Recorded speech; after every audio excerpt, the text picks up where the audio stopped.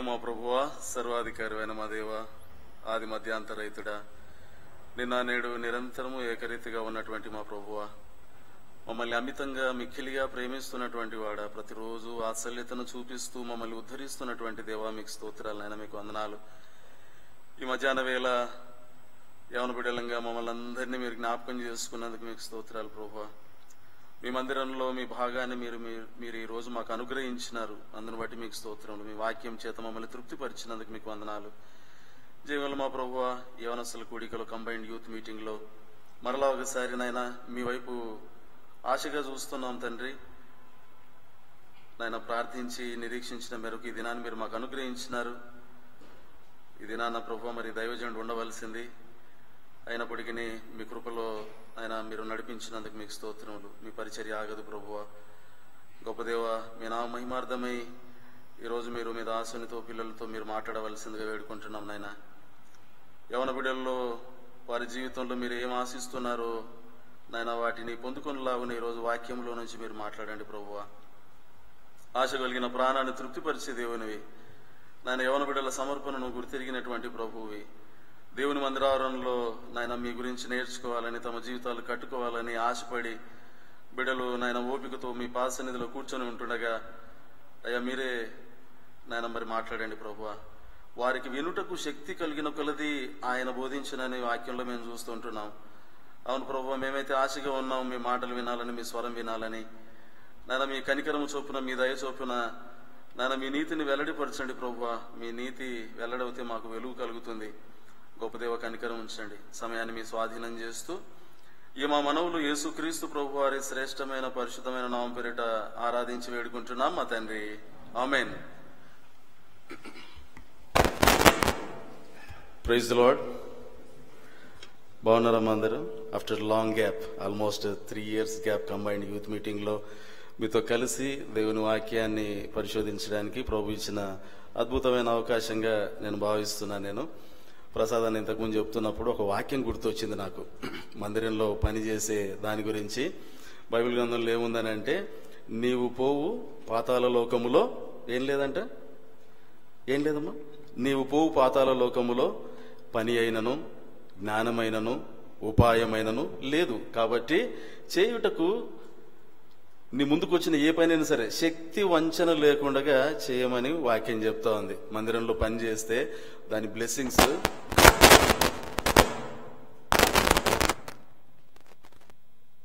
మన అంకుల్ వాళ్ళు ఎన్నోసార్లు చెప్పారు. మందిరంలో పని చేస్తే ఎలాంటి బ్లెస్సింగ్స్ మనం పొందుతామో అవన్నీ మనకు అర్థం కావు. అవన్నీ మన మరి ప్రాక్టికల్ లైఫ్ లో మనం ముందుకు వెళ్తున్నప్పుడు ప్రభు అద్భుత కార్యాలు చేస్తాడు. కాబట్టి మై హంబుల్ రిక్వెస్ట్, దేవుడు గనక మందిరంలో పనిచేసే అవకాశం ఇస్తే ఫస్ట్ ప్రయారిటీ దానికి ఇస్తే గనక దేవుని బహుమానాలని మనం చూసుకుంటాం. మనం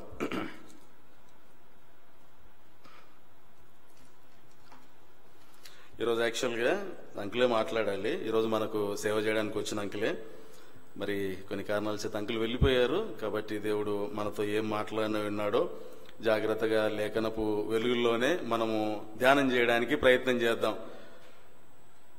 మన జీవితాల్లో నేను ఈరోజు ఒక ప్రాక్టికల్ థింగ్ గురించి, ఒక అంశం గురించి మాట్లాడాలని నేను తలంపు కలిగి ఉన్నాను. ఇక్కడికి వచ్చే వరకు తెలియదు నేను నిలబడతానని. But God is our lord is trustworthy lord. మీ అవసరతలు ప్రభువుకు తెలుసు. ఇక్కడ కూర్చున్న వాళ్ళలో ఎవరెవరు ఏ అవసరాలతో ఇక్కడ ఉన్నారో ప్రభుకు తెలుసు. కాబట్టి నిలబడిన వాళ్ళు ఎవరైనా సరే వాళ్ళను మరుగు చేసి దేవుడు మాట్లాడతాడు. ఈ రోజు కూడా మాట్లాడతాడని నేను నమ్ముతున్నాను. నేను ఒక ప్రాబ్లం ఉంటుందండి. అది మన జీవితంలో మనం అనుకుంటాం ఇది పెద్ద ప్రాబ్లం కాదు, ఇంతకంటే గొప్ప ప్రాబ్లమ్స్ ఉన్న వాళ్ళు చాలా మంది ఉన్నారని మనం వాటిని ఏం చేస్తామంటే ఇగ్నోర్ చేస్తాం. సో వాళ్ళకంటే నేనే బెటర్ అని అనుకుంటాం. అలాంటి ఒక చిన్న ప్రాబ్లం కదా, పులిసిన పిండి కొంతైనా ముద్దంతా ఎడిపేస్తుంది. టీనేజ్ లో ఆ చిన్న ప్రాబ్లం ని నెగ్లెక్ట్ చేస్తే ఎంత గ్రేట్ లాస్ వస్తుందో ఈరోజు మరి పరిశుద్ధ భాగంలో నుంచి కొన్ని మాటలను మనం ధ్యానించుకుందాం. దానికంటే ప్రాముఖ్యంగా బైబిల్ గ్రంథంలో యోహాను రాసిన సువార్త 10వ అధ్యాయము 10వ వచనం. ఎవరైనా తీసిన వాళ్ళు చదవండి.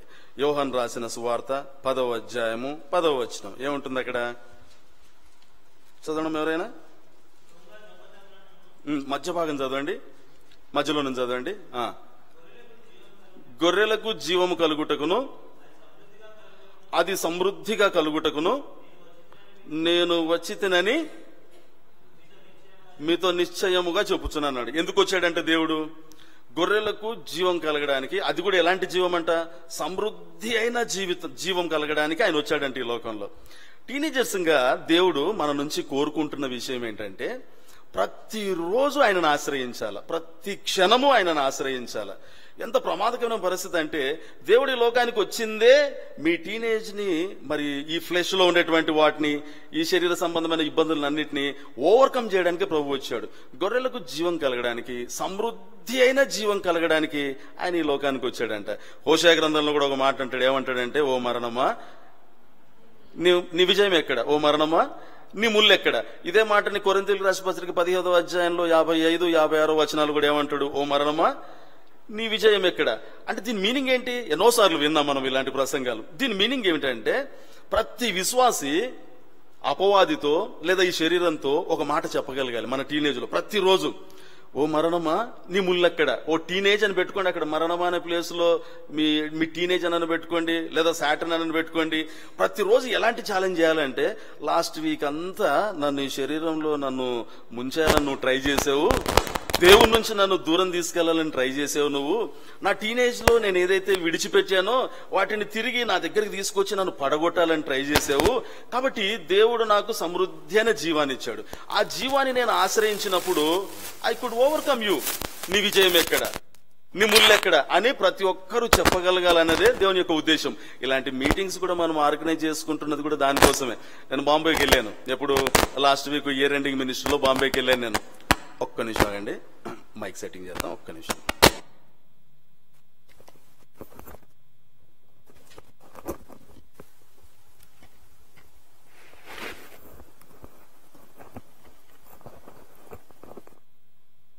ఓకే కదా అన్న, ఓకేనా? ఓకే. సో నేను బాంబేకి వెళ్ళాను. బాంబేకి వెళ్ళినప్పుడు అక్కడ 4 days మినిస్ట్రీ కోసం అక్కడికి వెళ్ళాను నేను.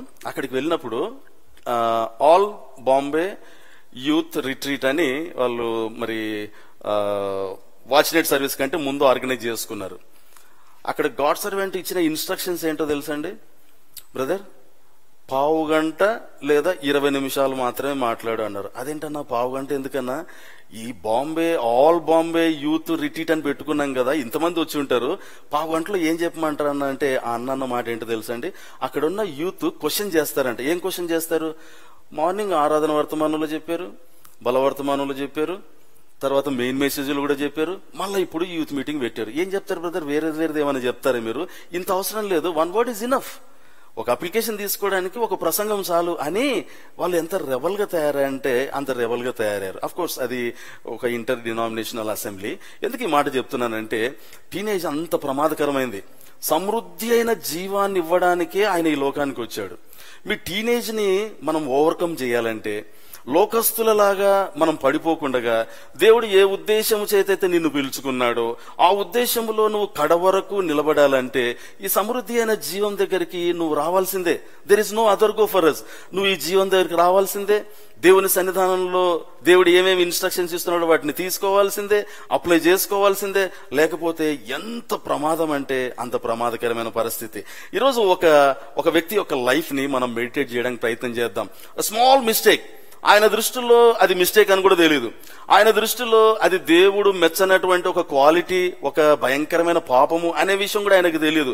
అయినప్పటికీ దేవుడు మాట్లాడుతున్నప్పుడు వినకుండగా తన ఇష్టానుసారంగా జీవించి ఆ ఒక్క చిన్న మిస్టేక్స్ ద్వారా ఎంత గొప్ప లాస్ ఆయన తెచ్చుకున్నాడో లేఖనపు వెలుగుల్లోనే మనం ఈ రోజు ధ్యానం చేయడానికి మనం ప్రయత్నం చేద్దాం. రండి నాతో పాటు ప్రసంగి గ్రంథము ఎక్లెసియాస్టిస్ చదవండి. Chapter 11, Ecclesiastes chapter 11 verse 9. త్వరగా తీర్చదన్నా ఎవరైనా.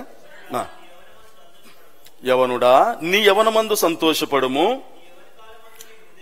నీ యవన కాలమందు నీ హృదయము సంతుష్టిగా ఉండనిమ్ము, నీ కోరిక చొప్పునను నీ దృష్టి యొక్క ఇష్టము చొప్పునను ప్రవర్తింపుము. అయితే వీటన్నిటిని బట్టి దేవుడు నిన్ను తీర్పులోనికి తెచ్చునని జ్ఞాపకం ఉంచుకొనుము. ఎవరైనా నాన్ క్రిస్టియన్స్ లేదా నామినల్ క్రిస్టియన్స్ గనక ఈ వచనం చదువుతున్నప్పుడు పొరపాటున ఈ వచనాన్ని కంప్లీట్ చేయలేదు అనుకోండి, ఎలా కనపడుతుందండి ఈ వచనం? మనకు బంపర్ ఆఫర్ లాగా కనపడుతుంది కదా, ఎంతో ఆఫర్ ఇస్తున్నట్టుగా. ఏమంటాడండి? యవన కాలమందు సంతోషించుము, నీ యవన కాలమందు నీ హృదయమును సంతుష్టిగా ఉండనేము, నీ కోరిక చొప్పునను నీ ఇష్టము యొక్క నీ దృష్టి యొక్క ఇష్టము చొప్పునను ప్రవర్తించుము అని అంటాడు.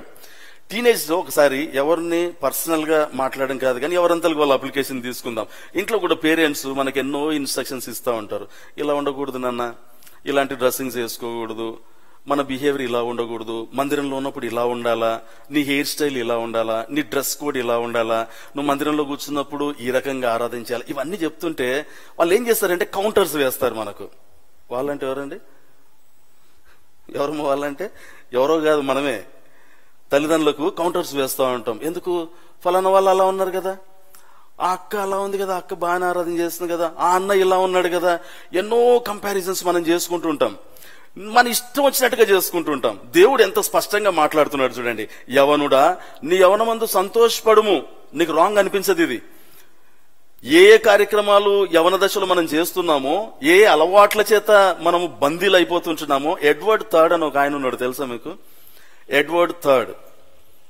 ఆయనకున్నటువంటి భయంకరమైన రోగం ఏంటంటే పచ్చి తిండిపోతు. ఆయన తాగుబోతు కాదు, తిండిపోతు. ఆయనకు 24 hours గ్రైండర్ ఆడుతూనే ఉండాలి ఆయనకు. ఆయన ఏం చేశాడంటే వాళ్ళ తమ్ముడు ఈయనకున్నటువంటి బలహీనతను ఆధారం చేసుకుని ఆయన రాజ్యాన్ని మొత్తము మరి తీసేసుకోవాలని ఈయనకి ఏం చేశాడంటే ఒక రూమ్ కట్టించాడు. చిన్న రూమ్ కట్టించేసి ఒక స్మాల్ ఎంట్రన్స్ పెట్టాడు. దాంట్లో ఆయనను పెట్టేశాడు.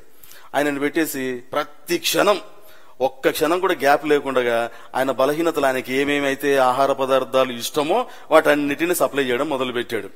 ఈయనకేంటి, ఇప్పుడు ఈయన కావాల్సినవన్నీ వచ్చేస్తున్నాయి. బాగా తన హృదయం కోరుకున్న ఆహార పదార్థాలన్నీ వచ్చేస్తున్నాయి. ఆయన కావాల్సిందే అది. తింటున్నాడు. ఎట్లా అయిపోయాడంటే బెలూన్ లాగా ఇంత లావ్ అయిపోయాడు, బయటికి రాలేడు. ఆ రాజ్యంలో ఉన్నటువంటి కొంతమంది వచ్చేసి వాళ్ళ తమ్ముతో అంటున్నారు, మీ తమ్ముని, మీ అన్నయ్య నువ్వు మోసం చేస్తున్నావు కదా, ఆయన రాజ్యాన్ని నువ్వు తీసుకున్నావు, ఇది తప్పు కదా అని అంటే, నేను ఎక్కడ తీసుకున్నాను, రమ్మని చెప్పండి. నేను వద్దన్నానా? వచ్చేసి బయటకు వచ్చేసి రాజ్యాన్ని, ఈ సింహాసనాన్ని ఆక్రమించని చెప్పాడు అని ఆయన ఎగతాళిగా మాట్లాడుతున్నాడు. But he doesn't want to come out. ఎందుకు? Is in a comfort zone. తనకి ఇష్టమైనటువన్నీ వచ్చేస్తున్నాయి, ఇది చాలు, ఇదే జీవితము అని అనుకొని దాంట్లోనే బంద్ అయిపోయినాడు. కొన్నిసార్లు యవనస్తులం కూడా మన జీవితంలో బందీ అయిపోతాం. మన అలవాట్లకు మనకు తప్ప అనిపించవు అవి.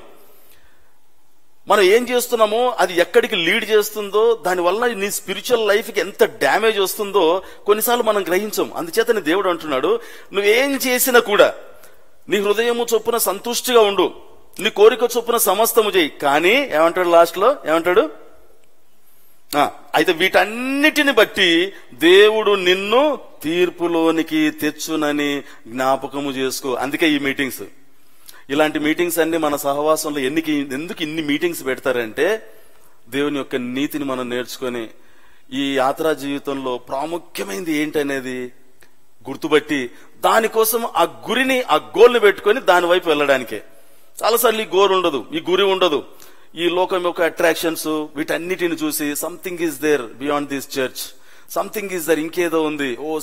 ఏమంటారండి, అబ్రాడ్ లో సెటిల్ అయిపోవాలా, మనీ బాగా సంపాదించాలా, వేరే వాళ్ళకంటే లైఫ్ సెటిల్ అయిపోవాలా. లైఫ్ సెటిల్ అవుతావా ఈ భూమి మీద?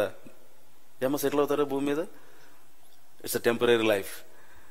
భూమికే సెటిల్మెంట్ లేదు, ఇక్కడ ఏమి లేదు. భూమి మహావేంద్రముతో లయమైపోతుంది అన్నది. ఆకాశం ఎట్లా చుట్టివేయబడుతుందంట. అంటే నిరీక్షణను కోల్పోయి జీవించమని అర్థం కాదు, కానీ ప్రాముఖ్యమైన విషయానికి దేనికి ప్రాధాన్యత ఇవ్వాలనేది చాలా ప్రాముఖ్యమైనటువంటి విషయం. మన జీవితంలో దేవుడు ఒక 7 వండర్స్ చేశాడు. ఆ వండర్స్ చూసుకొని ఆ వ్యక్తి యొక్క జీవితంలో ఉన్నటువంటి ఒక చిన్న పాయింట్ వలన, ఒక చిన్న బలహీనత వలన ఎంత గ్రేట్ లాస్ తెచ్చుకున్నాడో మనం వాక్య వెలుగులోంచి విందాం. ఎవరైనా Matthew's, gospel according to Matthew's chapter 27 verse 51 చదవండి బ్రదర్. ఎవరైనా gospel according to Matthew's chapter 27 verse 51. అప్పుడు దేవాలయపు తెర పైనుండి కింది వరకు రెండుగా చినిగెను, భూమి వణికెను, బండలు బద్దలాయను, సమాధులు తెరవబడెను, నిద్రించిన అనేక మంది పరిశుద్ధ శరీరముతో లేచెను. తర్వాత వారు సమాధులలో నుండి బయటికి వచ్చి ఆయన లేచిన తర్వాత పరిశుద్ధ పట్టణములో ప్రవేశించి అనేకులకు అగుపడిరి. 7 wonders in every Christian life అండి. వీటి గురించి మనం ఇప్పుడు మెడిటేట్ చేయబోట్లేదు, కానీ ఈ అనుభవాలన్నీ మన జీవితంలో ఉన్నాయి. మొట్టమొదటిగా ఏమన్నాడు ఆయన? ఏమన్నాడు? దేవాలయపు తెర పైనుండి కింద వరకు చినిగను. మనమందరం చాలాసార్లు విన్నాం ఇది. ఈ దేవాలయపు తెర పైనుండి కింద వరకు చినిగను అంటే తెర గురించి తెలుసా మీకు? ఆ తెర గురించి నేను ఒక పుస్తకంలో చదివాను. తెర కాదు అది, ఇట్స్ అ వాల్. ఒక దళసరి అయినటువంటి ఒక వాల్ దేవాలయంలో. ఆ వాల్ ని అటువైపు ఒక ఏనుగుని ఇటువైపు ఒక ఏనుగుని కట్టి లాగిస్తే కూడా అది కదలదనమాట. అంత బాగా మందంగా దిట్టంగా ఉన్నటువంటి తెర. ఆ తెర చాలా ఎత్తుగా ఉంటుంది. వాటి గురించి మనం మెడిటేట్ చేయబోట్లేదు కాబట్టి నేను స్కిప్ అవుతూ ముందుకెళ్తున్నా. ఇది దేనికి సింబాలిక్ గా ఉందంటే, పైనుండి కింది వరకు చినిగెను అని అంటే మన విశ్వాస జీవితంలో దేవునికి మనకు సంధి కుదిరింది. ఇక్కడ కూర్చున్నటువంటి వాళ్ళలో నేను అనుకుంటాను యావరేజ్ 99% రక్షణ అనుభవం ఉన్నటువంటి వాళ్ళే ఇక్కడ ఉన్నారు. ఈ అనుభవం మనందరి జీవితంలో ఉంది. ఒకటి, దేవునితో మనకు సమాధానం దొరికింది. రెండవది ఏమిటి? భూమి వణికెను అని ఉంది. ఆదిమ తర్జుమాలు ఏముంటుందంటే పులకరించిందంట భూమి. ఎందుకు పులకరించిందా భూమి? ఎప్పుడైతే మొదటి ఆదాము చేసినటువంటి తప్పు వలన భూమి శపించబడిందో, కడపటి ఆదామైనటువంటి యేసుక్రీస్తు ప్రభు చేసినటువంటి బలియాగం వలన ఈ భూమి పులకరించింది అని అంటే శాపము తొలగిపోయింది. That's the greatest wonder. ఇది పెద్ద బైబిల్ స్టడీ అయినప్పటికీ మన అంశము, మన టాపిక్ వేరేది కాబట్టి ఈ అనుభవాలు మన జీవితంలో ఎలా ఉన్నాయనేది మాత్రం మనం ధ్యానించుకుందాం. మూడోది ఏంటంది? బండలు ఏముంది? బండలు బద్దలాయను. అయిందా? మన బండలు బద్దలేనే. దేనికి సింబాలిక్ అంటే, మన హృదయం ఒకప్పుడు వాక్యం వినేది కాదు, మన హృదయం ఒకప్పుడు కఠినంగా ఉండేది. కానీ పరిశుద్ధాత్మ దేవుడు కార్యం చేస్తుంటున్నప్పుడు మన హృదయంలో కార్యం జరుగుతూ ఉంది. ఎవరైనా పులిపిట్ నుంచి మాట్లాడుతున్నప్పుడు కొన్నిసార్లు మన కళ్ళెంబ నీళ్లు వచ్చేస్తాయి. మన దేవుని యొక్క మంచితనము, మన దేవుని యొక్క నీతి చూసుకొని. కొన్నిసార్లు దేవుడు అప్లికేషన్ గా మీతో మాట్లాడుతున్నప్పుడు మన హృదయం నిజంగా పులకరిస్తుంది. బండలు బద్దలాయన అనేది సింబాలిక్ ఏంటంటే, రాతి హృదయం స్థానంలో దేవుడు ఏ హృదయాన్ని ఇచ్చాడు? మనకు మాంసపు హృదయాన్ని ఇచ్చాడు. నాలుగోది ఏమిటి? సమాధులు తెరవబడినాయి. ఇది దేనికి సింబాలిక్? ఇది సమాధులు తెరవబడినాయి అంటే సమాధులు అంత కుళ్ళు. సమాధులు తెరవబడ్డంటే ఆ కుళ్ళంతా పోయింది. ఇప్పుడు దేవుడు పరిమళ సువాసనను, పరిశుద్ధాత్మను మన హృదయంలో నింపుతున్నాడు. It's a wonder. ఎందుకు ఇది వండర్ అని అంటున్నానంటే, మనకంటే జ్ఞానవంతులు, మనకంటే శ్రేష్ఠులు ఈ లోకంలో ఎంతో మంది ఉన్నారు. కానీ ఈ అనుభవాలు వాళ్ళ జీవితంలో ఇవి లేవు. ఇవన్నీ మన జీవితంలో మనం నిత్యం అనుభవిస్తున్నాం. ఎన్నిసార్లు పడిపోయినా మరల మనము దేవుని సన్నిధానంలో మన హృదయం ద్రవిస్తుందంటే, మన హృదయం కరుగుతోందంటే, మన ప్రార్థనలో కన్నీళ్లు గారుతామనంటే సమాధులు తెరవబడిన కారణము అదే అండి. దేవుడు పరిమళ వాసనగా నింపుతూ ఉన్నాడు. ఇంకేంటది? పరిశుద్ధుల శరీరములు లేచను. ఇది అవదవది. ఇది దేనికి సింబాలిక్ గా ఉంది? ఇది రిజరెక్షన్ గురించినటువంటి ఒక శుభప్రదమైన నిరీక్షణ మనకున్నది అనే విషయాన్ని మనం గమనించాలి. This also wonder. 5th wonder. 6th verse ఏంటమ్మా? చదవండి. 6th వర్స్ అక్కడే అదే వర్షంలో. పరిశుద్ధులు అనేకులకు అగుపడుట. ఇది దేనికి సింబాలిక్ అండి? ఇది విట్నెస్ ఫర్ ద లార్డ్. పరిశుద్ధులు అనేకులకు అగుపడినారు. మనకు బద్దలైపోయినటువంటి ఈ గుండె, సమాధులు లాంటి ఈ గుండెలో పరిమళ సువాసన నింపుతూ దాన్ని తెరవబడినప్పుడు మనం సాక్షులుగా ఉంటాం. మందిరంలో నేర్చుకుంటున్నటువంటి విషయాలు, మందిరంలో దేవుడు మాట్లాడుతున్నటువంటి విషయాల్ని అప్లికేషన్ గా తీసుకొని మన హృదయంలో భద్రం చేసుకున్నప్పుడు మనం ఏం చేస్తాము? లోకంలో సాక్షులుగా ఉండడానికి దేవుడు మనల్ని ఏర్పాటు చేసుకున్నాడనే విషయాన్ని మనం మర్చిపోకూడదు. 6వది ఏముంది? 7వది ఏముందండి? పరిశుద్ధ పట్టణములో. చదవండి బ్రదర్ మాట, ఆఖరి మాట ఏముంది అక్కడ? పరిశుద్ధ పట్టణములో ప్రవేశించి. ఇది నిత్యత్వములో 1000 ఏళ్ల పరిపాలన తర్వాత దేవునితో ఉండబోయే పరిశుద్ధ పట్టణం అంటే సంఘము లేదా సహవాసము, దాని తర్వాత పరమసియోను. ఇవన్నీ మనం వీటి గురించి ధ్యానించుకోబోట్లేదు. కానీ ఈ 7 అనుభవాలు నీ జీవితంలో, నా జీవితంలో ఉన్నాయి. ఈ 7 అనుభవాలు పొందుకున్నటువంటి నీవు నేను ఏం చేయాలి? ఇప్పుడు ఈ యాత్రా జీవితంలో, ఈ ప్రాక్టికల్ లైఫ్ లో విడిచిపెట్టిన వాటన్నిటి జోలికి మరలా వెళ్లకుండగా ఈ అనుభవాలను హృదయంలో భద్రం చేసుకుని పరిగెడుతుండాలన్నదే దేవుని యొక్క ఉద్దేశం. అందుచేత ఇలాంటి మీటింగ్స్ మనం ఏర్పాటు చేసుకుంటాం. పరిగెడుతుండాలా. యవనస్తుల గురించి దేవుడు ఏమంటాడంటే, నీవు బాగుగా పరిగెట్టుచుంటివి, నిన్ను ఆపిన వాడు ఎవరు అని అంటారు. దేవుడు నీ జీవితంలో, నా జీవితంలో there is a divine purpose. నిన్ను నన్ను ఒక ఉద్దేశం చేత ప్రభు పిలుచుకున్నాడు. ఇక్కడ కూర్చున్న వాళ్ళలో నేను చాలా మందిని యవనస్తులను చూశాను. నేను బాప్తిసంలో సాక్ష్యం ఇచ్చారు. దేవునికి ఒక ఉద్దేశం ఉంది. నీ స్నేహితుల్లో ఇంకా చాలా మంది రక్షణ లేని వాళ్ళు ఉన్నారు. నీ స్నేహితుల్లో ఇంకా చాలా మంది లోకంలో తిరుగుతున్నటువంటి వాళ్ళు ఉన్నారు. నువ్వు పనిచేస్తున్న ఆఫీసులో కావచ్చు, లేదా మీరు చదువుతున్న స్కూల్లో, కాలేజీలో, ఎక్కడైనా కావచ్చు. చాలా మంది ఇంకా ఈ అనుభవాలు, ఈ 7 వండర్స్ లోనికి రాకుండా ఇంకా లోకంలోనే ఉన్నటువంటి వాళ్ళు ఉన్నారు. కానీ నీ జీవితంలో మార్పును తీసుకొచ్చాడు ప్రభు. Why? There is a purpose. దేవునికి ఒక ఉద్దేశం ఉన్నది. ఆ ఉద్దేశములో నేను నిలబడాలనే దేవుడు వాక్యములో నిత్యము మనతో మాట్లాడుతున్నట్టుగా మనకు వాక్యంలో మనం చూస్తుంటున్నాం. మనం రండి నాతో పాటు తిమోతికి రాసిన 2వ పత్రిక, తిమోతి 2వ పత్రిక 4వ అధ్యాయము 7వ వచనము. జారిపోతున్నప్పుడు మన సిద్ధపాటు దేని కొరకు అక్కడ మనకు చాలా స్పష్టంగా మాట్లాడుతుంది. చదవండి, ఏముంది అక్కడ? మంచి పోరాటము పోరాడి తిని, నా పరుగు కడముట్టించి తిని, విశ్వాసమును కాపాడుకొంటిని, ఇక మీదట నా కొరకు నీతి కిరీటం ఉంచబడి ఉన్నది. పౌలు విషయంలో జాగ్రత్తగా గమనించండి. పౌలు ఏమంటాడంటే, మంచి పోరాటము పోరాడి తిని, నా పరుగు కడముట్టించి తిని అని అంటున్నాడు. జాగ్రత్త వినడానికి ప్రయత్నం చేద్దాం మనం. పౌలు యొక్క సిద్ధపాటు చూడండి. అంతకు ముందు ఒక రకమైన సిద్ధపాటు. ఎప్పుడైతే దమస్కు వీధిలో దేవుని యొక్క స్వరాన్ని విని, దేవుని యొక్క వెలుగును చూచి, అకాలమందు పుట్టిన నాకు కూడా కనబడునని చెప్పిన తర్వాత ఆయన యొక్క సిద్ధపాటు లైఫ్ టైం సిద్ధపాటు ఒకటే. అంటే వేరే పనులు లేవా ఆయనకి ఇంకా వేరే వ్యాపారమే లేదా? ఎందుకు ఈ మాటను దేవుడు మనకు జ్ఞాపకం చేస్తున్నాడంటే, ప్రాముఖ్యమైన విషయాన్ని ఎప్పుడైతే నువ్వు గమనించవో, నువ్వు వదిలిపెడతావో, క్రిస్టియన్ లైఫ్ యొక్క పరమార్థం నిన్ను నన్ను రక్షించుకొని ఇలాంటి సంఘాల్లో కడుతూ ఉన్నాడంటే దాని యొక్క గోల్, దేవుని యొక్క ఉద్దేశము నేను గ్రహించకపోతే మన సిద్ధపాటు, మన ప్రిపరేషన్ అంత రాంగ్ డైరెక్షన్ కి వెళ్ళిపోతుంది. పౌలు దాన్ని గమనించినాడు. అందుచేతనే తన విశ్వాస జీవితంలో ఒక గురి పెట్టుకొని ఆ గురి యొద్దకే పరిగెడుతున్నాడు. ఫస్ట్ ప్రయారిటీ దానికే ఇచ్చినాడు. అందుచేతనే ఏమంటాడంటే, మంచి పోరాటము పోరాడుతుని అని అంటాడు. మంచి పోరాటం అంటే ఏంటి? మంచి పోరాటము అన్నాడు పౌలు. అంటే మంచి పోరాటం అంటే ఏంటి? అంటే చెడ్డ పోరాటం కూడా ఉందని అర్థం.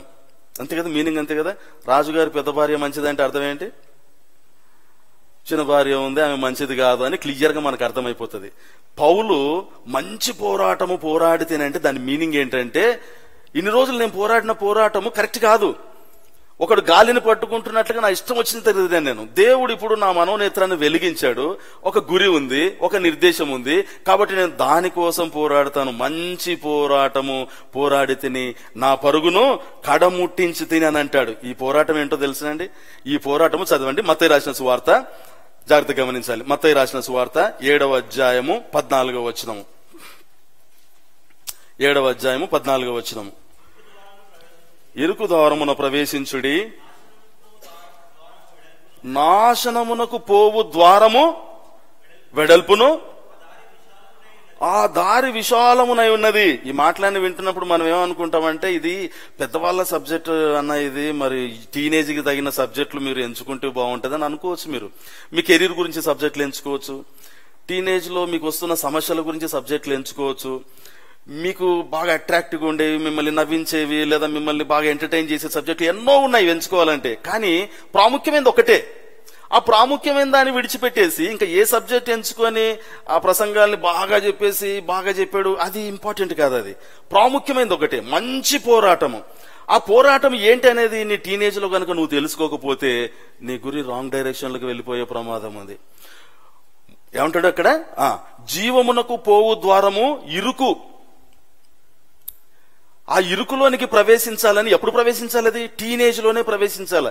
బైబిల్లో ఉన్నటువంటి విశ్వాస వీరుల జాబితాలన్నీ తీసుకుంటే వాళ్ళు టీనేజ్ లోనే, వాళ్ళ యవన దశలోనే ఈ ఇరుకు మార్గంలోనికి ప్రవేశించి తమ జీవితాన్ని కట్టుకున్నారు.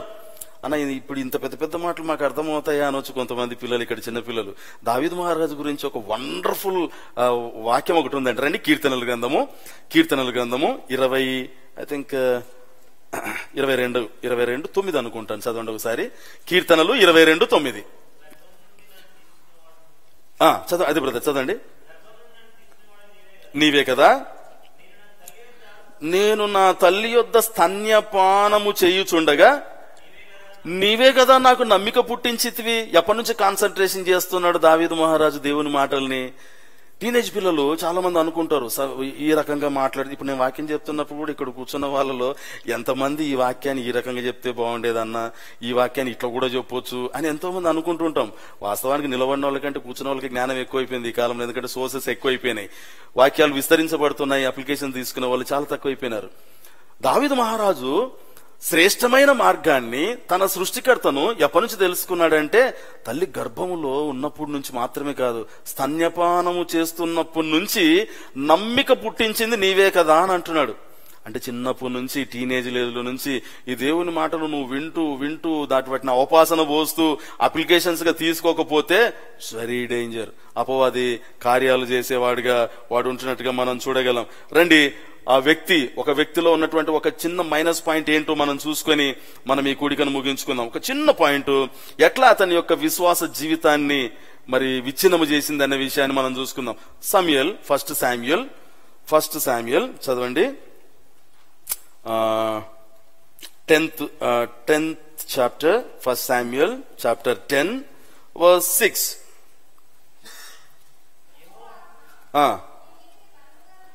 నీ మీదికి బలముగా దిగి వచ్చును. 9వ వచనం.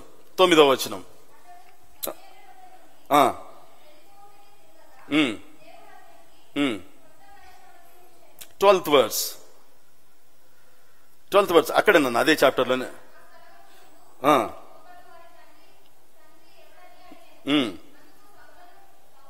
సౌలును ప్రవక్తలలో ఒకడుగా ఉన్నాడా అని ఉంటుంది అక్కడ. 26th verse చదవండి లాస్ట్ గా. 26th verse. గిబియాన్లోను వెళ్ళిపోయాను, దేవుని చేత హృదయ ప్రేరేపణ నొందిన శూరులు అతని వెంట వెళ్ళి. చాలు. ఈ చదువుకున్న ఈ 4 వచన భాగాల్లో దేవుడు సౌలు పట్ల ఎలాంటి కన్సర్న్ కలిగి ఉన్నాడో, సౌలును ఎందుకు పిలుచుకున్నాడో బహు స్పష్టంగా మాట్లాడుతున్నాడు. జాగ్రత్త గమనించండి, కొన్ని నిమిషాల్లోనే మనం ముగించుకోబోతుంటున్నాం. సౌలుని ఎలాంటి పరిస్థితుల్లో దేవుడు ఎన్నుకున్నాడు? What was the situation? What was the context over there? ఏంటండి, కానీ ఎవరు చెప్తారు? ఏంటి అక్కడ కాంటెక్స్ట్ ఏమిటి? ఇశ్రాయేల్ రాజుగా దేవుడు ఎన్నుకున్నాడు. ఎలాంటి పరిస్థితులు ఎన్నుకున్నాడు అమ్మా? People ask for the king. Okay, that's fine. I'm asking about the situation. Saul యొక్క సిచ్యుయేషన్ ఏంటి అప్పుడు? ఆ పరిస్థితి ఒక యవనస్తుడు, ఫస్ట్ పాయింట్. రెండోది, వాళ్ళ తండ్రి గాడిదలు తప్పిపోయినాయి. గాడిదలను వెతకడానికి పంపించాడు వాళ్ళ నాన్న. కొంతమంది పనోళ్ళని ఇచ్చి పంపించాడు.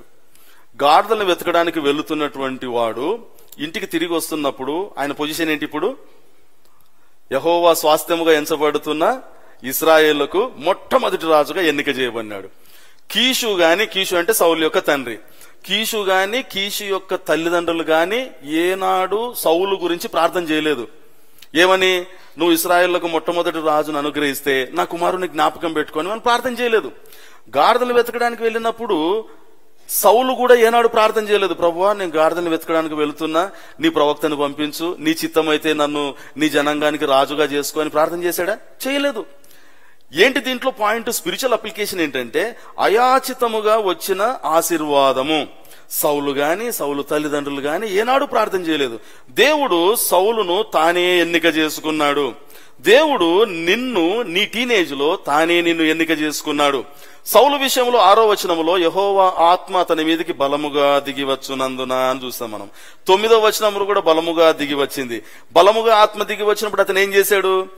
ఏ మాట మాట్లాడినా కూడా ఒక ప్రవచనం వచ్చినట్లుగా వచ్చేసింది. ఎలా వచ్చింది? సౌలు కూడా ప్రవక్తలలో ఒకనిగా ఉన్నాడా అనే ప్రవచనం పుట్టింది. ఆ తర్వాత ఏమైంది? శూరులు, ఆ దినాల్లో ఉన్నటువంటి మరి ఇశ్రాయేలు జనాంగంలో ఉన్న టీనేజ్ శూరులందరూ సౌలును వెంబడించారు. ఇంత ఘనత ఎక్కడి నుంచి వచ్చింది? దేవుడే. సౌలు ఘనత కాదు, సౌలు తల్లిదండ్రుల ఘనత కాదు, ఇది దేవుడే ఎన్నిక చేసుకున్నాడు. దేవుడే పరిశుద్ధాత్మ దేవుణ్ణి సౌలు మీదకి కుమ్మరించాడు. అది కూడా ఎలా కుమ్మరించాడు? బలముగా కుమ్మరించిననుంది. దేవుడే అతనికి కొత్త మనసును అనుగ్రహించాడు. ఇంకేం చేశాడు? దేవుడే అతడు మాట్లాడుతుంటే ప్రవచనములు చెబుతున్నట్టుగా దేవుడే అనుమతించాడు. Are you following me? అర్థమవుతుందమ్మా సబ్జెక్ట్ మీకు? జాగ్రత్తగా గమనించాలి. ఇంతకు మన పాయింట్ ఏంటి? మన సబ్జెక్ట్ ఏంటి? ఒక చిన్న బలహీనత వలన తన ఆధ్యాత్మిక జీవితానికి, తన స్పిరిచువల్ లైఫ్ కి ఎంత పెద్ద డ్యామేజ్ వస్తుంది, దాన్ని సరి చేసుకోకపోతే ఎలాంటి డ్యామేజ్ వస్తుందో చెప్పడం కోసమే ఈరోజు ప్రభు ఈ అంశాన్ని మనతో మాట్లాడుతుంటున్నాడు. సౌలు యొక్క ఘనతకు దేవుడే కారణము, రాజుగా అభిషేకించింది కూడా దేవుడే, కొత్త మనసును అనుగ్రహించింది కూడా దేవుడే, ఆత్మను బలముగా పంపించింది కూడా దేవుడే, శూరులు అతని వెంబడించడానికి అనుమతించింది కూడా దేవుడే అనే విషయాన్ని మనం గమనించాలి. రండి అంతకు ముందుకు వెళితే 18వ అధ్యాయం చూడండి. మొదటి సమూయేలు గ్రంథము 18వ అధ్యాయము 10వ వచనం ఏముంది అక్కడ? మరునాడు దేవుని యొద్ద నుండి దురాత్మ సౌలు మీదికి బలముగా దిగివచ్చునందున అతడు ఇంటిలో ప్రవచించుచుండగానే మాటకు కింద ఫుట్ నోట్ చూడు మహేష్, జాగ్రత్తగా గమనించండి. ఇప్పుడు ఏమొచ్చిందంట? మరునాడు దురాత్మ ఒకటి ఎక్కడి నుంచి వచ్చిందంట? దేవుని యొద్ద నుండి బలముగా అతని మీదికి దిగి వచ్చునందున. దురాత్మ దిగి వచ్చినప్పుడు ఇప్పుడు ఏమైంది? ఇప్పుడు మాట్లాడితే ప్రవచనంలాగా వినపడట్లేదు, ఇప్పుడు మాట్లాడితే ఏం వినపడుతున్నాయి? వెర్రి మాటలు మాట్లాడుతున్నట్టుగా వినపడుతున్నాయి.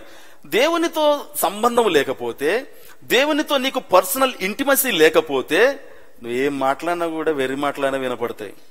కానీ దేవునితో ఇంటిమసీ ఉన్నప్పుడు నువ్వు మాట్లాడే ఒక్కొక్క మాట ఎట్లా వస్తుంది అంటే బుల్లెట్స్ లాగా వస్తాయి బయటికి. అదే దీంట్లో ఉన్నటువంటి సారాంశం. మరి now let us come to the point. ఏంటి పాయింట్ ఇక్కడ? ఒక వ్యక్తిని దేవుడే ఎన్నుకున్నాడు. దేవుని దగ్గర నుంచి బలముగా ఆత్మ అతని మీద బలముగా కుమరించబడింది. బలముగా ఆత్మ దిగి వచ్చినప్పుడు కొత్త మనసు వచ్చింది. శూరులు అతన్ని వెంబడించారు, అతడు ప్రవచనాలు చెప్పాడు. అదే దేవుని యొద్ద నుండి ఇప్పుడు ఏమొచ్చింది? దురాత్మ ఒకటి బయలు వెళ్ళగా అని అంటున్నాడు. ఎలాగ అర్థం చేసుకోవాలి దీన్ని? అంటే దేవుని దగ్గర దురాత్మల స్టాక్ ఉంటుందా? దేవుని దగ్గర నుంచి పరిశుద్ధాత్మ దేవుడు బలముగా దిగి వచ్చాడు, ఇప్పుడు దురాత్మ ఒకటి దేవుని దగ్గర నుంచి వచ్చాడు అని ఉన్నది. ఈ కాంటెక్స్ట్ మనం చదువుతున్నప్పుడు మన మైండ్ లో ఎవరి ఎపిసోడ్ స్ట్రైక్ అవుతుంది? మనకు ఎవరు స్ట్రైక్ అవుతుందమ్మా? ఒకడు భూమి మీద ఇటు అటు తిరుగుచూ వెళ్ళాడు దేవుని దగ్గరికి. ఏ కాంటెక్స్ట్ అది? యోబు జీవితంలో దురాత్మకి ఎందుకు అనుమతించాడు దేవుడు? అన్న ఎన్ని గంటలు క్లోజ్ చేయాలన్నా? 3:35.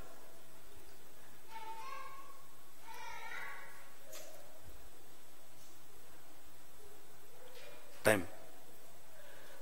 ఓకే, ఇంకొక 10-15 మినిట్స్ మనం చూసుకొని మనం ముగించుకుందాం. ఓకేనా? 10-15 మినిట్స్. దేవుడు దురాత్మకు అంటే అపవాదికి యోబును శోధించడానికి ఎందుకు అనుమతించాడు? దేవుని యొక్క యోబు యొక్క పరిస్థితిని రెండంతలుగా ఆశీర్వదించడము దేవుని యొక్క ఉద్దేశం. అతనికి కలిగినది రెండంతలు చేయటము దేవుని యొక్క ఉద్దేశం. కాబట్టి అపవాదికి తాత్కాలికంగా దేవుడు పర్మిషన్ ఇచ్చాడు. కానీ సౌలు విషయంలో ఏం చేశాడో తెలుసా అండి? సౌలు విషయంలో చూడండి, దినవృత్తాంతములు 1 Chronicles chapter 13, 1 Chronicles chapter 10th chapter 14th verse. అందు నిమిత్తము యెహోవా అతనికి మరణశిక్ష విధించి రాజ్యమును యెషయి కుమారుడైన దావీదు వశము చేసెను. ఒకటే పాయింట్ గురించి మనం ధ్యానించుకుంటున్నాం, జాగ్రత్తగా ఆలకించడానికి ప్రయత్నం చేయండి. దేవుని చేత ఎన్నిక చేయబడినటువంటి ఒక వ్యక్తిని దేవుడే చంపివేయుటకు కారణమేమిటి? దేవుని యొద్ద నుండి బలముగా దురాత్మను పంపించినప్పుడు ఆ దేవుడే పరిశుద్ధాత్మను పంపించిన తర్వాత దురాత్మను ఎందుకు పంపించాడు? అతనిని దేవుడే చంపివేయటం కారణం ఏమిటి? దేవుడే అనుగ్రహించినటువంటి సింహాసనమును అతని యొద్ద నుండి తీసివేసి తనకంటే ఎంతో చిన్నవాడైనటువంటి యెషయి కుమారుడైన దావీదుకు ఆ సింహాసనం ఇవ్వడానికి కారణం ఏమిటి? ఈ విషయాలన్నీ గనక మనము ధ్యానించకపోతే మన జీవితంలో గ్రేట్ లాస్ వస్తుందండి, చాలా లాస్ వస్తుంది. ఎలాంటి పరిస్థితుల్లో దేవుడు మనల్ని ఎన్నుకున్నాడో మనం ఎప్పుడు మర్చిపోకూడదు. ఏంటి reason? What is the reason? ఆయన ఎంత భయంకరంగా చచ్చిపోయాడో తెలుసా అండి? ఇంకొక మాట చదువుకుందారండి. మొదటి సమూయేలు గ్రంథము 31వ అధ్యాయము 1 Samuel chapter 31, 8 onwards. Could you please read it for me for few verses?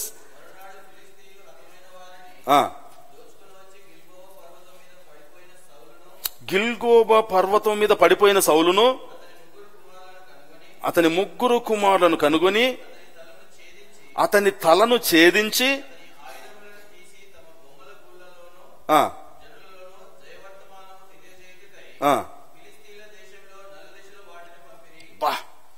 ఏం చేశారంటండి?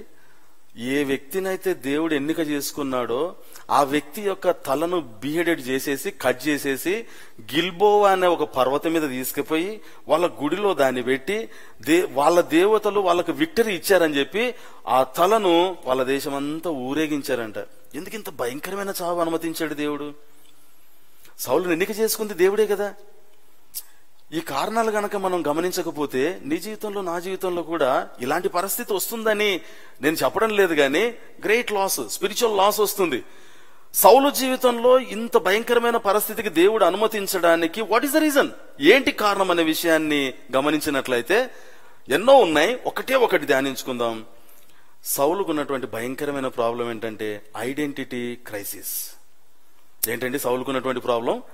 Identity crisis. ఆయన తన హృదయంలో అది చిన్న తప్పే అయి ఉండొచ్చు. ఏంటంటే ఆయనకు ఇతరులు ఎవరైనా వేరే వ్యక్తిని పొగుడుతుంటే అతను తట్టుకోలేడు. తనను కూడా పొగడాలనుకునేటువంటి మనస్తత్వం, తనను అందరూ గుర్తుపట్టి తనను పొగడాలనుకునేటువంటి మనస్తత్వం, వేరే వాళ్ళు తనకంటే హెచ్చైన స్థితిలో ఉంటున్నప్పుడు ఆయన విషపు చూపు నిలిపేటువంటి ప్రమాదకరమైన ఒక గుణం ఉన్నటువంటి వ్యక్తి. ఇలాంటి గుణాలు చాలా మంది ఉండవచ్చు. ఒకవేళ లోకస్తులను అడిగితే గనక వాళ్ళు చెప్తుండొచ్చు, పెద్ద సమస్య కాదు బ్రదర్, అది చిన్న సమస్య, అది సహజం, అది దట్స్ అ హ్యూమన్ టెండెన్సీ, ఎవరికైనా ఉంటుందని అనుకోవచ్చు. కానీ ఒక స్పిరిచువాలిటీ ఎదుగుతున్నటువంటి వ్యక్తి, ఒక విశ్వాసి, ఐడెంటిటీ క్రైసిస్ అనే సమస్య ఎంత భయంకరమైన జబ్బో సౌలు విషయంలో మనం చూస్తుంటున్నాం. ఎంత గ్రేట్ లాస్ తీసుకొచ్చిందో చూడండి బ్రదర్, నాతో పాటు మొదటి సమూయేలు 18వ అధ్యాయం, 9వ వచనం. మనకందరికి తెలిసిన వచనాలు ఇవి. ఏముంది అక్కడ? కాబట్టి నాట నుండి సౌలు దావీదు మీద విషపు చూపు నిలిపెను. ఎంత ప్రమాదకరమైన నాట నుండి. ఏ రోజు ఆ రోజు ప్రజలందరూ దావీదుని పొగుడుతా ఉన్నారు, జై జై నాదాలు చేస్తా ఉన్నారు. ఏమని పొగిడారు వాళ్ళంతా? దావీదుకు, సౌలుకు 1000 కొలదియు, దావీదుకు 10,000 కొలది అని పొగుడుతున్నప్పుడు సౌలు విషపు చూపు నాట నుండి అప్పుడు స్టార్ట్ అయిందండి. విషపు చూపు నిలిపెను. మొదటి పేతురులో ఒక చక్కటి మాట ఉంటది. ఎలాంటి మాట చూడండి, అది మొదటి పేతురు first Peter chapter 5 and verse 6 చూడండి. Chapter 5 and verse 6. First Peter chapter 5 verse 6. దేవుడు తగిన సమయమందు మిమ్ములను హెచ్చించున్నట్లు ఆయన బలిష్టమైన చేతి క్రింద దీన మనస్కులై ఉండుడి. ఇదండి మనం ప్రాక్టీస్ చేయాల్సింది. దేవుడు నిన్ను నన్ను ఎన్నుకున్నదే హెచ్చించడానికి. మీకు బెస్ట్ ఎగ్జాంపుల్ చెప్తాను. అదే పీరియడ్ లో దావీదు మహారాజు ఉన్నాడు. దావీదు మహారాజు తరమబడుతూ ఉన్నాడు. బాగా వినండి, ముగింపులోనికి వచ్చాం మనం. ఎన్ని సంవత్సరాలు తరమబడినాడో కరెక్ట్ గా లెక్క ఉంది బైబిల్లో. దాని గురించి మనం ఇప్పుడు ధ్యానించుకోబోట్లేదు. కానీ ఆయన తరమబడుతున్నాడు. అప్పటికే సౌలు మీద దేవుని యొక్క అభిషేకం ఉంది. రాజు అవుతావు నువ్వు అని చెప్పేసి దేవుడు అభిషేకం చేశాడు తన ప్రవక్తని పంపించి. బాగా గమనించండి, ఎన్నోసార్లు సౌలును సంహరించడానికి దావీదు మహారాజుకు సమయం వచ్చింది. చంపేసి దేవుడు నన్ను ఆశీర్వదించాడు, దేవుడు నన్ను అభిషేకం చేశాడు, ఈ రాజ్యాన్ని నాకు ఇస్తాడు అని కూడా చెప్పాడు అని చెప్పేసి ఆయనకు తెలుసు. తన ప్రజలు కూడా, తనతో ఉన్నటువంటి కంపానియన్స్ కూడా ఎన్నోసార్లు ఏం చెప్పాడంటే, God has given this wonderful opportunity, దావీదు మహారాజా చంపేసి మన శత్రుశేషము లేకుండా తీసేద్దాము అని చెప్పినాడు. దావీదు మహారాజు దేవుని సమయం కొరకు కనిపెట్టినాడు. ఐడెంటిటీ క్రైసిస్ దావీదులో ఇసుమంతా కూడా లేదండి. ఎలాగంటాడు తెలుసా అండి? మిల్లిని ఏమంటాడు, ఇంకా చచ్చిన కుక్కను, నా యజమానుడా, నా ఏలినవాడా, రాజా, నా తండ్రి, ఎలాంటి పదాలు చూడండి. ఎంతగా తగ్గించుకుంటున్నాడో అంతగా హెచ్చింపబడినాడు. ఇంకో వండర్ఫుల్ థింగ్ ఏంటంటే, దావీదు మహారాజుకు రాజ్యం లేదు, సింహాసనం లేదు తరమబడుతున్నప్పుడు. కానీ ప్రజలందరూ ఎక్కడికి వెళ్ళారు? తమ యొక్క పరిష్కారాలు తీర్చుకోవడానికి. ఇది అదుల్లాము గుహల్లో ఉంటే గుహ దగ్గరికి వెళ్ళారు, ఈయన ఇంకొక దగ్గర ఉంటే అక్కడి దగ్గరికి వెళ్ళారు. ఎందుకని వెళ్ళాడు? తగు సమయమందు దీన మనస్కులై ఆయన చేతి కింద ఉంటే ఆయన హెచ్చిస్తాడు. ఆయన సమయంలో హెచ్చింపు అది ఇట్స్ బియాండ్ అవర్ ఇమాజినేషన్ అండి. మన ఇమాజినేషన్స్ కి అత్యంత ఉన్నతంగా ఉంటుంది దేవుని ఆశీర్వాదాలు. ఎందుకు ఈ మాట చెప్తున్నానంటే, ఐడెంటిటీ క్రైసిస్ అనేది బహు ప్రమాదకరమైనటువంటిది. మన మందిరంలో అలాంటి వాళ్ళు ఉన్నారని నేను అనుకోను. నేను చాలా మందిరాల్లో, కొన్ని డినామినేషన్ మందిరాల్లో, వేరే మందిరాల్లో మనం చూస్తుంటాము. చిన్న పని చేస్తే కూడా వాళ్ళు ఏం చేస్తారంటే ఐడెంటిటీని కోరుకుంటారు. చెప్పుల స్టాండ్ దగ్గర ఉన్నప్పుడు నాలాగే ఎవరు పని చేయలేరు, ఎప్పుడు నేనే చేస్తాను అని కొంతమంది అనుకుంటారు. కొంతమంది నేను ఎక్కువ చేసేస్తున్నాను, మందిరంలో అందరూ చాలా స్మార్ట్ గా పని తప్పించుకుంటున్నారు, వాళ్ళు చాలా డిప్లొమాటిక్ వేలో బిహేవ్ చేస్తారని కొంతమంది తమలో తాము నొచ్చుకుంటూ ఉంటారు. బట్ మన దేవుడు ఈజ్ నాట్ ఎటర్. ఆయన ప్రతిదీ తన గ్రంథమందు లిఖించుకుంటున్నాను అని చెప్పాడు. తగు సమయమందు ఆయన మిమ్మల్ని హెచ్చించినట్లుగా ఆయన చేతి కింద దీన మనస్కులై ఉండుడి. ఎప్పుడైతే ఐడెంటిటీ క్రైసిస్ నీ జీవితంలో నా జీవితంలో వస్తుందో, సౌలుని గనక చాలా కీన్ అబ్జర్వేషన్ చేస్తే ఆయన ఎన్ని రకాలుగా పడిపోయాడో తెలుసా అండి? 3 నేరాలు మోపాడు ఆయన మీద. ఏం నేరాలు ఈ 3 నేరాలు? సౌలును దేవుడు సంహరించడానికి ఆయన మీద మోపిన 3 నేరములు. ఏం నేరాలు బ్రదర్ ఆ 3 నేరాలు? మనం ఒకసారి ధ్యానించుకున్నాం ఎప్పుడు, లాంగ్ ఎగో. చదువు ఎక్కడుంది అది? 1 Chronicles 10th chapter 13th verse. 1 Chronicle chapter 10 13th verse. ఈ ప్రకారము యెహోవా ఆజ్ఞ గైకొనక ఆయన దృష్టి ఎదుట ద్రోహము చేసినందుకు యెహోవా యొద్ద విచారణ చేయలేదు. కర్ణ పిశాచముల యొద్ద విచారణ చేసినందుకును వెతికినందుకును సౌలు హతమాయను. సౌలు హతమవడానికి కారణము ఒకటే ఒక రీజన్. మన ఎవరో చెప్పారండి మన మందిరంలోనే, ఐ థింక్ విద్యాధర్ రావన్నో మరి ఎవరో చెప్పారు, సౌలు గురించి మొత్తం ఆయన లైఫ్ స్టైల్ అంతా 2 భాగాలుగా డివైడ్ చేసి సౌలు రాజుగా అభిషేకం చేయబడినకు ముందు ఏం చేశాడు, రాజుగా అయిన తర్వాత ఏం చేశాడని చెప్పారు. గుర్తుందా మీకు ఎవరికైనా? గుర్తులేదా? రాజు అవ్వకముందు ఏం చేశాడు? గాడిదలను ఎత్తికాడు. రాజు అయిన తర్వాత ఎవరిని ఎత్తికాడు? దావీదుని ఎత్తికాడు. ఇంతే ఆయన చేసింది. రాజుగా అభిషేకం చేయకముందు గాడిదలను ఎత్తికాడు, రాజు అయిపోయిన తర్వాత దావీదుని ఎత్తికాడు. ఆయన లైఫ్ టైంలో ఆయన ఏదైనా అచీవ్మెంట్ చేశాడంటే ఇంతకు మించి ఇంకేం చేయలేదు. కారణం ఏంటి? గోల్ లేదు, గురి లేదు. దేవుడు ఎందుకు ఎన్నిక చేసుకున్నాడు? నేను గాడిదలను ఎత్తకడానికి వెళ్ళినప్పుడు దేవుడు తన ప్రవక్తను పంపించి నన్ను ఎందుకు అభిషేకం చేసుకున్నాడు? తన స్వాస్థ్యం మీద మొట్టమొదటి రాజుగా నన్ను ఎందుకు చేసుకున్నాడు? ఈ థింకింగ్, ఈ స్పిరిచువల్, ఈ థింకింగ్, ఈ థాట్స్, ఈ ఎన్లైన్మెంట్ ఇవేమీ లేవు. ఆయనకు విషపు చూపు. ఆయనను అందరూ గుర్తుపట్టాలనుకున్నాడు, అందరూ పొగడాలనుకున్నారు. అందుచేతనే ఎంత భయంకరంగా అంటే ఈ ఐడెంటిటీ క్రైసిస్ వచ్చినప్పుడు దేవుని చిత్తంలో నుంచి వెళ్ళిపోతాం. జాగ్రత్తగా గమనించండి. ఇక్కడ కొంతమంది పనిచేసే వాళ్ళు కూడా ఉన్నారు. మీ బాస్ మిమ్మల్ని గుర్తుపట్టకపోవచ్చు. కొన్నిసార్లు మీరు పనిచేస్తున్నప్పుడు సంఘ పెద్దలు కూడా ఓవర్లు కనను కానీ వాళ్ళు కూడా గుర్తుపట్టకపోవచ్చు. మందిరంలో మిమ్మల్ని గుర్తుపట్టకపోవచ్చు. మీ తల్లిదండ్రుల దగ్గర మీకు గుర్తింపు రాకపోవచ్చు. అయినప్పటికీ తగు సమయమందు ఆయన మిమ్మల్ని హెచ్చించేవాడుగా ఉంటున్నాడు. ఆ విషయాలు గమనించాలి. అందుచేతనే 2 Samuelలో ఈ పడిపోయిన వాళ్ళ గురించి దేవుడు ఎంత బాధపడుతున్నాడో చూడండి. దేవుడే అప్పగించాడు శిక్షకు, అయినప్పటికీ ఎంత భయంకరమైన దేవుడు బాధను మనం అక్కడ చూస్తాం. రండి ముగించుకుందాం ఒక 5 నిమిషాల్లో. 2 Samuel chapter 1 verse 19. 2 Samuel chapter 1 verse 19. 5 minutes లో ముగించుకుందామా? నీకు భూషణమగువారు నీ ఉన్నత స్థలం మీద హతులైరి, ఆహాహా బలాఢ్యుడు పడిపోయిరే. 21వ వచనం చదవండి. 21వ వచనం. గిల్బోవ పర్వతములారా నీ మీద మంచైనను వర్షమైనను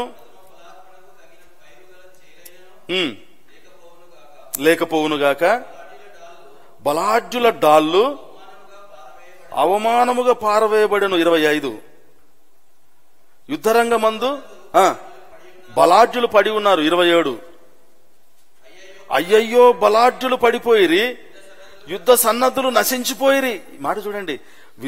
యవనస్తులు ఇన్ని సత్యాలు నేర్చుకుంటూ, దేవుని యొక్క నీతిని నేర్చుకుంటూ, ఈ లోకంలో ఎందుకున్నాము అనే విషయాలు నేర్చుకుంటూ, వాళ్ళ టీనేజ్ లో వాళ్ళు చిన్న చిన్న విషయాల్లో పడిపోతే దేవుని హృదయం ఎంతగా మదన పడిపోతుందో ఈ మాటలు చూస్తే మనకు అర్థమవుతాయి.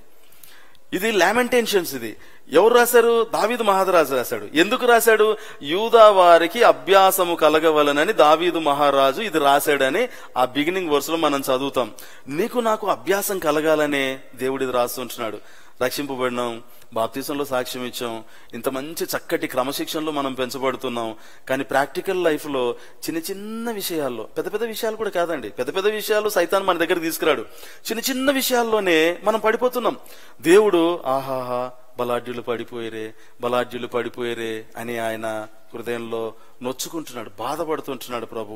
కాబట్టి సర్వ సత్యంలోనికి మనం నడిపించాలంటే వాక్యాన్ని మనం వినే వాళ్ళమే కాదు, లైఫ్ లో అప్లికేషన్ తీసుకోవాలా, డిసిషన్స్ తీసుకోవాలి. మనం ఒక మాట చూసుకొని మనం ముగించుకుందాం రండి. నాతో పాటు యోహాను రాసిన సువార్త, గాస్పెల్ అకార్డింగ్ టు జాన్ 20 చదవండి. 20లో మొదటి నుంచి కొన్ని వచనాలు చదివినప్పుడు 15వ వచనం చదవండి. యేసు, అమ్మా ఎందుకు ఏడ్చుచున్నావు? చాలు బ్రదర్, అంతవరకు చాలు. ఈ మాటల్లో కొన్ని మాటలు దీంట్లో నుంచి మనం చూసుకొని మనం ముగించుకుందాం. పడిపోయిన వాళ్ళ విషయంలో దేవుడు ఎంత బాధపడుతున్నాడో అంతే కృపను చూపిస్తున్నాడు అనే విషయాన్ని మనం అర్థం చేసుకోవాలా. ఏ తోటలో మాట్లాడుతున్నాడు? ఇది సమాధుల తోటలో మాట్లాడుతున్నాడు. ఆది కాండంలో ఒక తోట ఉంది. ఏం తోట అది? ఏదైనా తోట. ఏదైనా తోటలో కూడా ఒక స్త్రీ ఉంది. ఆ స్త్రీ కూడా ఒక ప్రశ్నను ఎదుర్కొంది. ఏం ప్రశ్న అది? ఇది నిజమా అన్నాడా? వచ్చి అన్నాడా సైతాను? ఇక్కడ కూడా ఒక స్త్రీ ఉంది. ఈ స్త్రీ కూడా ఒక ప్రశ్నను ఎందుకుంటుంది? అమ్మా ఎందుకు ఏడుస్తున్నావు? ఎవరిని వెతుకుతున్నావు? పడిపోయిన వాళ్ళ విషయంలో దేవుడు ఈ మధ్యాహ్న వేళ బాధపడుతూనే నిన్ను తిరిగి నెలకొల్పాలని దేవుని యొక్క ప్రయత్నం, దేవుని యొక్క ఆశ. ఈ లోకానికి జరగబోయే తీర్పు నుంచి యవన బిడ్డలు ఒక్కరు కూడా పడిపోకుండా తన కోసం సాక్షులుగా నిలబడాలనే ప్రభు మాట్లాడుతుంటున్నాడు. అమ్మా ఎంత నిరీక్షణ చూడండి. మొట్టమొదటి ఆ ప్రశ్నేమో దేవుని నుంచి ఎడబాటు చేసేటువంటి ప్రశ్న, నిరీక్షణలో నుంచి పడగొట్టే ప్రశ్న, దేవుని నుంచి దూరం చేసే ప్రశ్న. ఇప్పుడు అమ్మా ఎందుకు ఏడుస్తున్నావు అని అంటే ఇది తిరిగి నెలకొల్పుకునే ప్రశ్న, దేవుడు తనలోనికి మరలా కలుపుకునేటువంటి ప్రశ్న. రెండోది చూద్దాం. రెండోది చూడండి, 16వ వచనం చూడండి. 16వ వచనం అక్కడే యోహాను రాసిన సువార్త 20:16లో ఏముంది? యేసు ఆమెను చూచి మరియా అని పిలుస్తున్నాడంట. యేసు ఆమెను చూచి మరియా అని పిలుస్తున్నాడు. యాకోబునేమని పిలిచాడు? ఇశ్రాయేలు అన్నాడు. యెషూరను అన్నాడు. నన్ను హింసించుచున్న సౌలునేమన్నాడు? సౌలా అని పిలిచాడు. దేవుడు పేరు పెట్టి పిలుస్తున్నాడంటే ఇది ఇట్స్ బియాండ్ అవర్ ఇమాజినేషన్ అండి.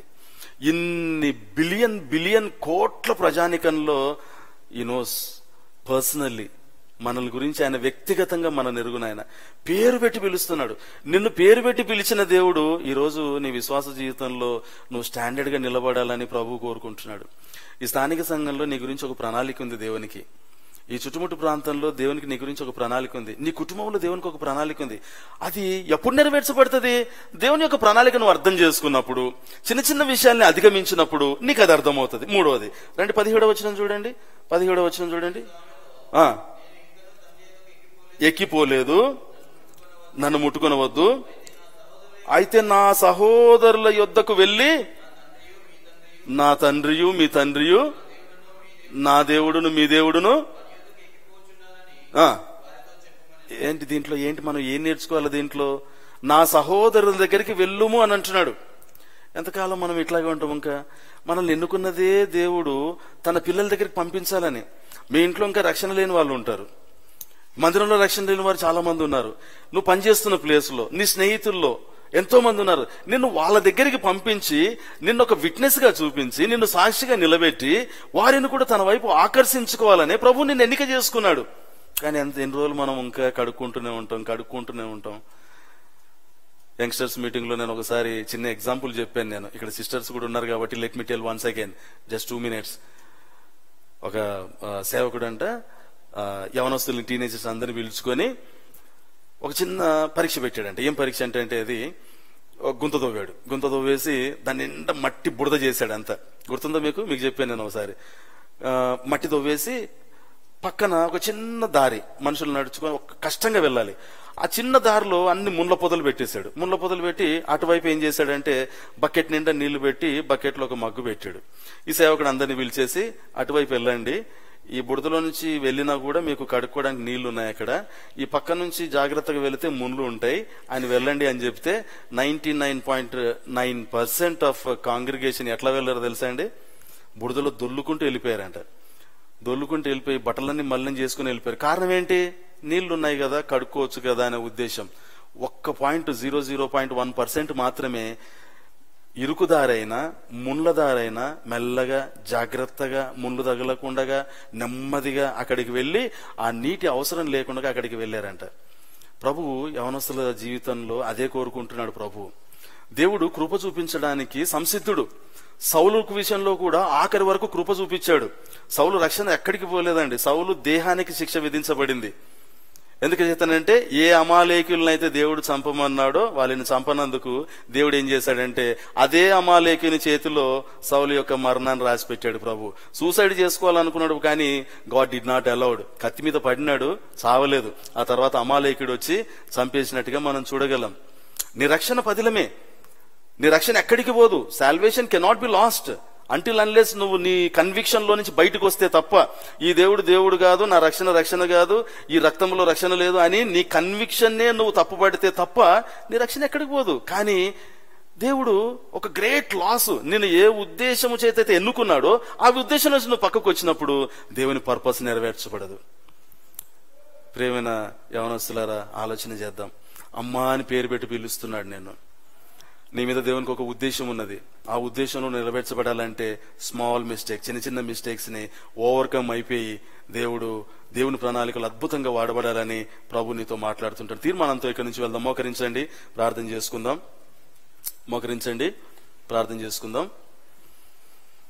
తలలు వంచండి. దయగల మా ప్రభువా, పరిశుద్ధుడైన మా దేవా, మీకు స్తోత్రాలు ప్రభువా.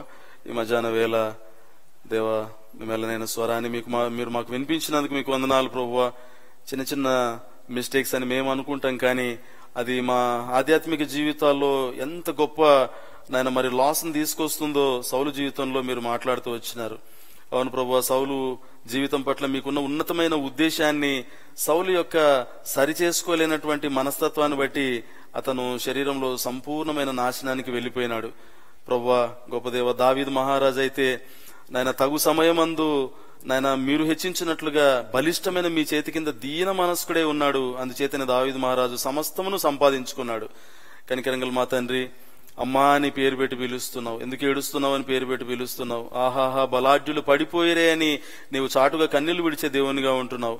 గొప్ప దేవ, యవన బిడ్డల్లో మానవ అందుబాటులో ఈ రోజు విత్తబడిన ఈ మాటలు నాయన తండ్రి హృదయంలో భద్రపరచండి ప్రభువా. నూరంతలుగా ఆ మాటల్ని నాయన హృదయంలో మీరు ఫలదీకరించేయండి ప్రభువా.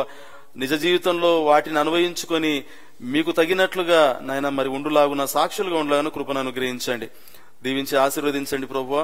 వెళుతూ ఉంటుండగా తిరిగి వచ్చే వారం మందిరంలో కలుసుకునేంత వరకు మా వ్యక్తిగత జీవితంలో క్రీస్తు వైపు చూస్తూ మా విశ్వాస జీవితాన్ని కట్టుకోవడానికి యవన బిడ్డలకు అందరికీ చాలిన పరలోకపు కృపను, పరిశుద్ధాత్మ దేవుని యొక్క సహాయాన్ని మీరు అందించవలసిందిగా ఈ మా మనవులు పొంది ఉన్న మన విశ్వాసమును ప్రకటిస్తూ మా ప్రభువును ప్రియ రక్షకుడైన యేసుక్రీస్తు వారి శ్రేష్టమైన జీవం కలిగిన నామం పేరిట వేడుకుంటున్నాం మా తండ్రి. ఆమెన్. మన తండ్రి అయిన దేవుని ప్రేమ, పరిశుద్ధాత్మ దేవుని యొక్క అన్యోన్య సహవాసము, యేసుక్రీస్తు ప్రభు వారి యొక్క కృప కనికరములు చేరి వచ్చిన మనకు ఆయా కారణముల చేత రాలేకపోయిన మన ప్రియ